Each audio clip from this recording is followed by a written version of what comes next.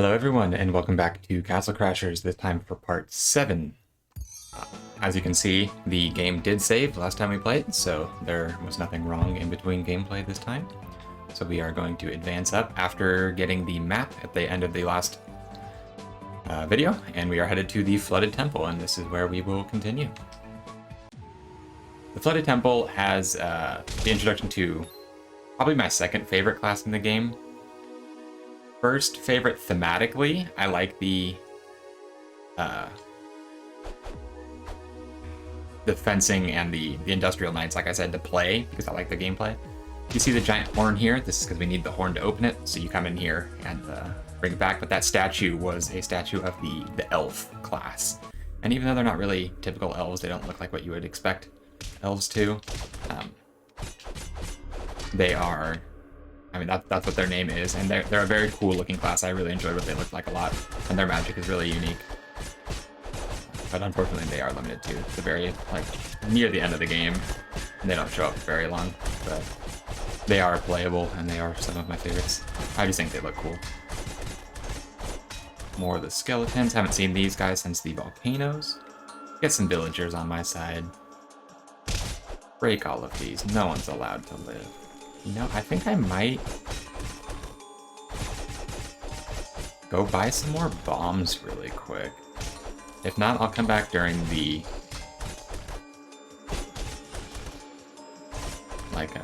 collectibles gathering episodes, if I decide to go through and get all the collectibles everywhere.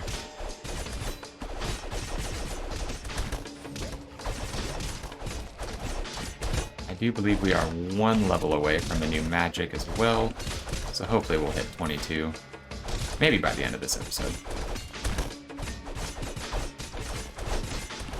These fights are so much nicer when you have allies fighting with you. Just any amount keeping enemies off of you makes it so much easier. Playing the game co-op is definitely a way more enjoyable way of playing the game. If anyone is thinking about playing it, it is much fun to play. Even with just one other person, but you can play it up to 4 people. The exact same game, same fights, same everything.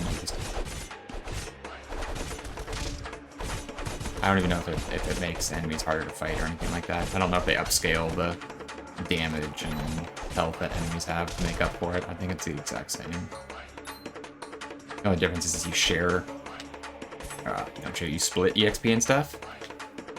I got the frog. I'm not too sure what the frog thing does, so I'm going to keep the draft for now. I will go back and check the pets at the end of the video, though, just so we can see the description of what they do.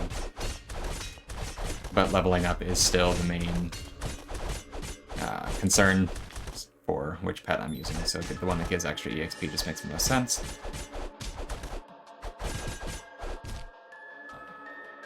You might need that to get other stuff, though, so it might dig for me or find treasures of some kind. I'm not too sure. I'm still curious about what the monkey does. When it says it it finds or helps you find items. I'm not too sure what that means. Ooh. 5/5 minus 3 plus 1. Okay. Cool looking hammer. Horrible stats. Not what I'm interested in. Moving on, more skulls. I think, yep. No, the villagers, come back. I need you.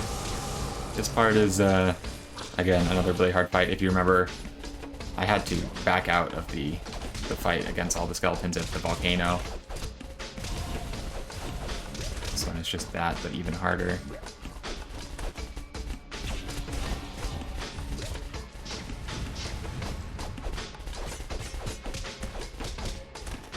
I don't think I have potions. I have 3 potions, okay.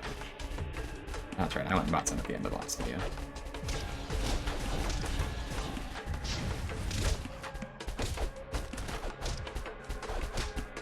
One damage to his head? Hello? Gotta do a little bit more than that. One of them down. Nice, nice. They're so fast. The skeletons are really agile. So it's really hard to run away from them, because I don't have any points into my agility. I'm going to use a potion. I could have gotten that one to run in front of me as well. Saved me quite a bit. Ooh, the big meat there. That's huge. Nice. Take the hits and then get the meat. So I am full health after the attacks. They are a little bit weaker. I didn't realize that the sounds that the frog made. I never noticed those. These are the elves. I just think they're so cool. Their weapon is really cool with like the glowy green things, and they have like wood magic. See? I think they're super cool.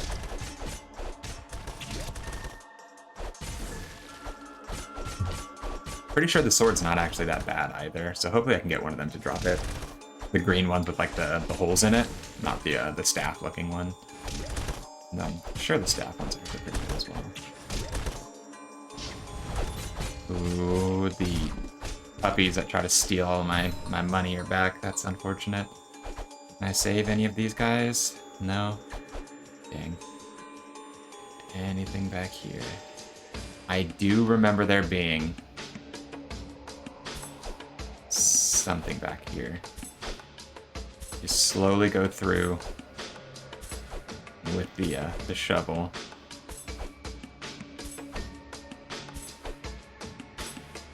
There it is. And it is the sword weapon. So I'm going to try to...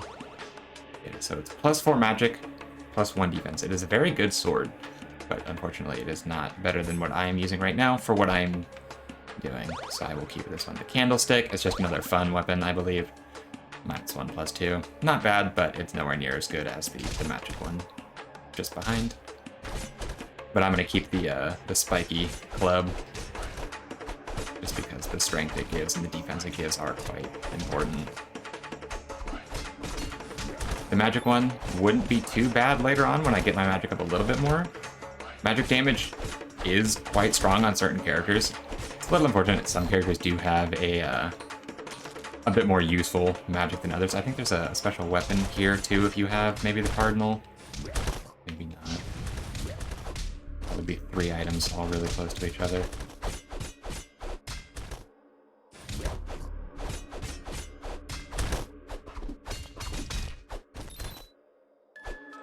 But I don't think the blacksmith magic has been that great. Another big troll. So that means more EXP. It was funny, he was a boss originally, but now he's just back as a regular enemy.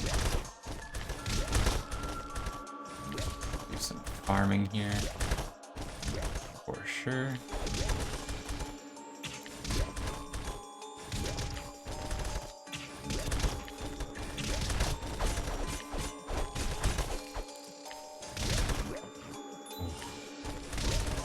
Getting some good hits in, some good EXP. No! I was comboing too long, I couldn't drop down and grab the money. That's unfortunate. There's some food back here, though. Would like that very much.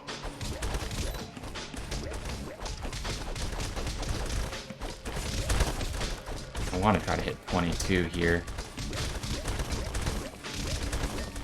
As my magic goes up, I am able to start using the attack more and more, because the bar will fill up faster, so I'm able to spam it quite nicely. There we go. Alright, now I can fight it. Just wanted to make sure I hit that level up, just so I can get the, I believe the next level of magic, or the next spell, the jumping attack, is at 22 for me.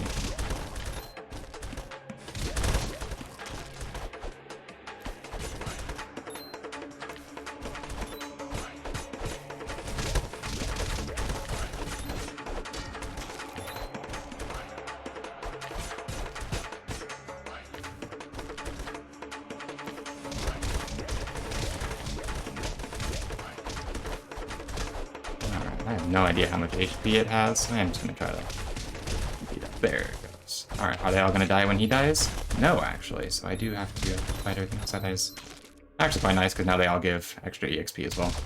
Usually when you kill big monsters, like the small ones around it die, if it's like a boss of some sort. But I guess because that one doesn't technically count as a boss.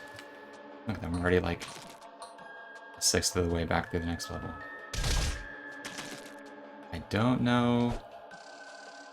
You can go back there. I don't think there's any more hidden weapons. Maybe at this tree. There's suspiciously a lot of trees in the foreground. That makes me think some of the pets that deal with trees might be pretty important here. I do have a guy fighting with me, so I'm going to try to protect him. Nice, got that crit behind me. Ooh, grab the money. Food. And one more. They're also a playable character, the villager. They have like the default arrow magic. The snail, I believe, increases your defense. So I'm gonna pick it up and drop it off, because I don't need that. I don't know if there is anything to do with this little shed here. There's like a moon on it. I'm not sure if that's actually hinting at anything. I don't recall ever having to do something with it. I believe you can let one of the villagers here die and pick up a weapon from them, potentially. I don't know if that was here or in a different part of the game, but I know that is something you can do somewhere. And I want to keep... Sorry. Keeping an eye out for dig spots still. Don't ever want to miss any of those. That is where they like to just hide all of the weapons you can unlock for some reason. But I've already unlocked quite a few different things in this level, so I doubt there will be that many more. Boss should be coming up, though.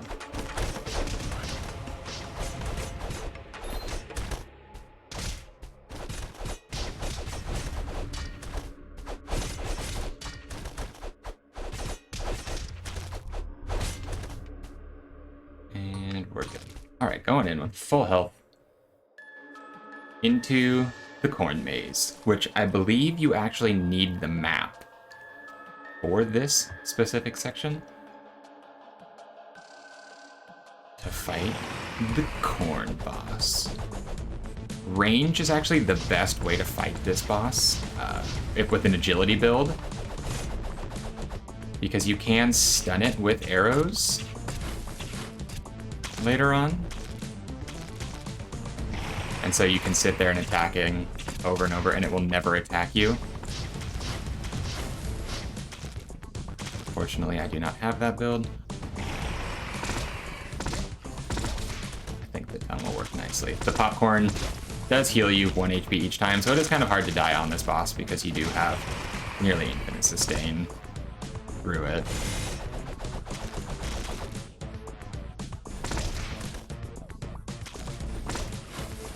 At least if your defense is high enough, you heal about as much as he deals. I am using magic just because it does hit so many different times. So even though it is going to take a little bit longer, it will be more EXP in the end.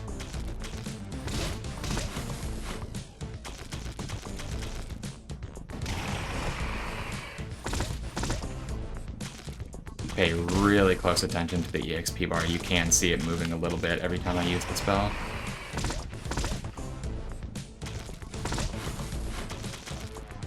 Gather the food.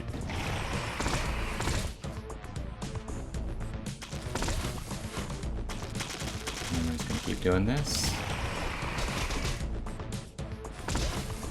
He closes up if you use melee and you don't do like any damage to him.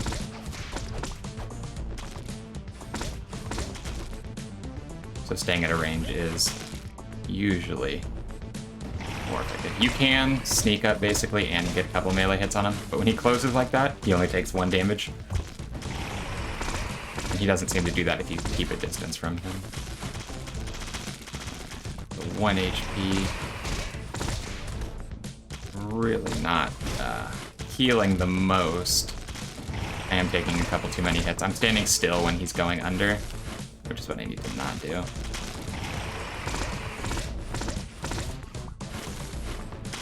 We might even get to 23 through this. Start running.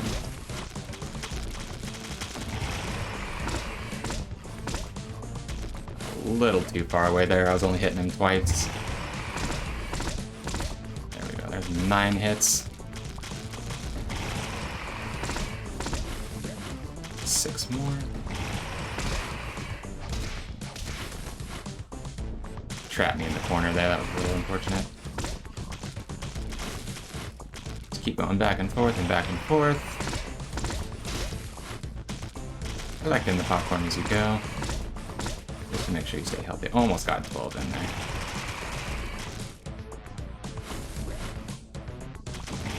Don't trap me in the corner. Ooh, it's the first time he's attacked in a while. HP is going down. If I had picked up the light sword from earlier, I probably would have been done with the fight by now already, because of how much more damage my magic would be doing. So that is another reason I chose not to do it, because I did want to farm this for some EXP a little bit.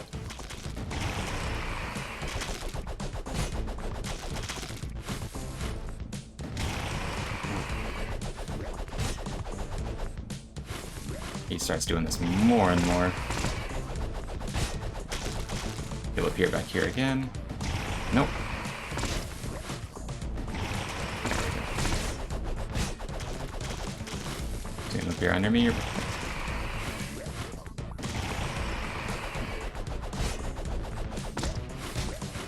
And at this point, it's just a matter of hitting him quick enough in between his popping up and attacking. Ooh, barely got my shield out there. He probably would have done quite a bit of damage.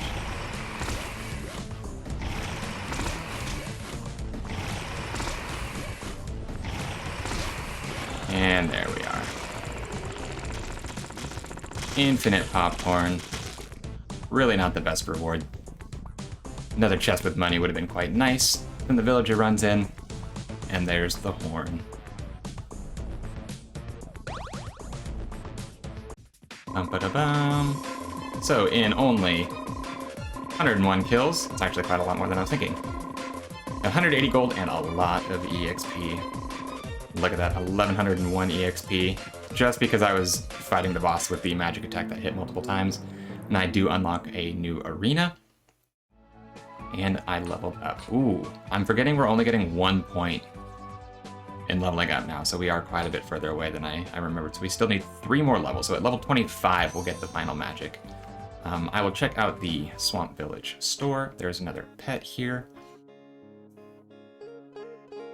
Food gives you more health. That is actually quite nice. Potions are 11 here. That is huge. Bombs are 19. I don't think I'll be buying any of those. And there's suddenly a barbarian selling... not a bad weapon, to be honest. That is a very good defensive weapon with a little bit of strength. I don't have the money for it, though. So I will be skipping out on that. I don't know what that guy is. Is he... like an iguana or something? Either way, we do have the horn, so... starting at the next episode, we will be able to open up that door and then move on through the flooded temple. That is where this video is going to end. Unfortunately, I wasn't able to put out a video yesterday, so I will be recording the next episode right after this. So I will have 2 videos in one day, just to try to make it up to you guys. I am actually, before I forget, going to go check on the pet that I did get, actually. So not ending the video right there. I want to check to see it was the frog. Right? Way down at the end here. Just to make sure. I don't know if the snail decreases your agility, though. Picks up items with his tongue. Okay. So that's just kind of convenient for when you're fighting like a lot of enemies and stuff. I guess it'll just grab things for you. I probably could have just brought it back myself. Check what the snail does. I believe it's just defense increase. The cost of the agility. Okay, I knew there was a downside. I think it's like a +5 defense boost, though. But I am just going to grab the giraffe again. No new weapons. We are only level 22, so there's nothing there. Saving. We all saw that, and that is where I'm going to call this episode now. Yeah, thank you guys very much for watching. This has been a lot of fun, and I'm going to get working on the next episode right after this. Thank you guys very much for watching.